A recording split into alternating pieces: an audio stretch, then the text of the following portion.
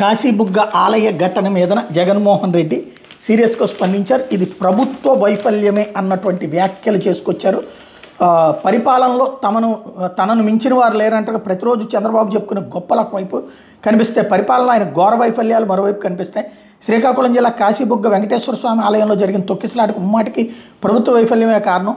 రాష్ట్రంలో police intelligence విభాగాలను పూర్తిగా రాజకీయ కక్ష సాధింపులకు వాడుకుంటున్న చంద్రబాబు ప్రజల భద్రతనే కాదు, ఈ రకంగా ఆలయాలకు వస్తున్న భక్తుల భద్రతను కూడా గాలికి వదిలేశారు. లేని కల్తీ లడ్డు వ్యవహారం సృష్టించి అందులో రాజకీయ ప్రత్యర్థులను ఎక్కించడమే చంద్రబాబుకు ఉన్న శ్రద్ధ. ఆలయాలకు వచ్చే భక్తులకు భద్రత కల్పించడంలో లేదు.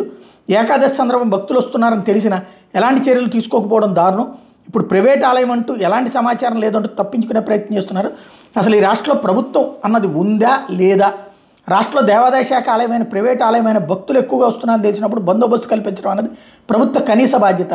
పొద్దుటూరు శ్రీవాసవి కనికా పరమేశ్వరీదేవి దేవస్థానం, అనకాపల్లిలోని సమీపంలోని శ్రీ సూర్యనారాయణ స్వామి దేవస్థానం, ద్వారంపూడిలోని అయ్యప్ప స్వామి ఆలయం, సీతానగరం విజయకేలాద్రిపై చిన్నజీరు స్వామి కట్టిన వివిధ దేవాలయాలు సహా రాష్ట్రంలోని వివిధ ప్రైవేట్ ఆలయాలకు పెద్ద సంఖ్యలో భక్తులు వస్తుంటారు.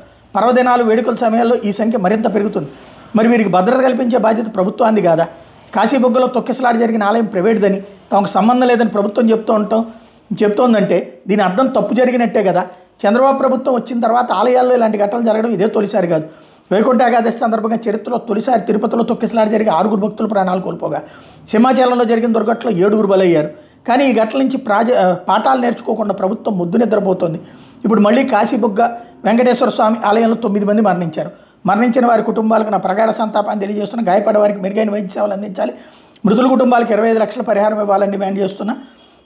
తొక్కిసలాట జరిగిన వెంటనే వైద్యుడైన మాజీ మంత్రి సిదిరప్పలరాజు స్పందించి సత్వర చికిత్స అందించి 2 భక్తులు ప్రాణాలను కాపాడారు. గాయపడ్డ వాళ్ళని ఆసుపత్రికి తరలించి స్ఫూర్తిదాయకంగా అందించారు. మా డాక్టర్ అప్పలరాజును మనస్ఫూర్తిగా అభినందిస్తున్నానంటూ ట్వీట్ చేశారు.